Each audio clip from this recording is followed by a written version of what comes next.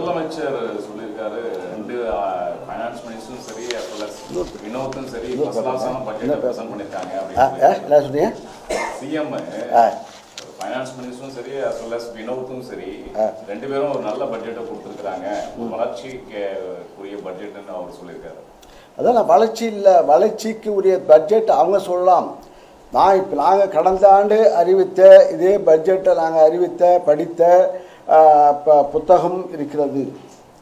இப்போ இன்றைய தினம் படித்த இந்த அமைச்சர் படித்த புத்தகம் இருக்கிறது.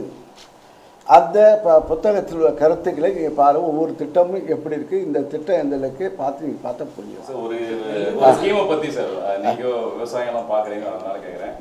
முட்டு கொடுத்தல் திட்டம் அப்படின்னு ஒரு திட்டம் அறிவிச்சிருக்கிறாங்க. வாழைத்தாறு கீழே விழுந்துடக்கூடாது, முட்டு கொடுப்பாங்களாம். அதுக்கு 700 கோடி ரூபாய் அலாட் பண்ணியிருக்கிறாங்க. இது எப்படி முட்டு கொடுக்க போகிறாங்க? இது எப்படி கரெக்டாக ஃபண்டு போகுமா? என்ன நடக்கும்? வாழை முட்டு திட்டம் அது எப்போதும் கொடுக்குற திட்டம். இப்போ நாங்களும் கொடுத்துருக்கின்றோம். அது கழி முட்டு, அதுக்கு வாழை மரம் சாயாமல் இருப்பதற்கு ஒவ்வொரு வாழைக்கு ஒரு கழி முட்டு கொடுத்து கட்டிட்டா அது புயல் அடிக்கும்போது அது இருக்குது. அந்த திட்டம் இருக்குது. அது இப்போ புதுசாக இப்போ லேபிள் அது ஸ்டிக்கர் இப்போ சொல்கிற ஆள் இப்போ வேறு திட்டம் நாங்கள் செயல்படுத்தி நாங்கள் வேறு ஆள்.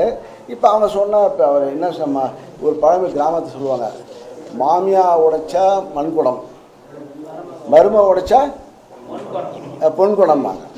இதே இன்னும் சொல்ல போனால் வாழை பராமரிப்பு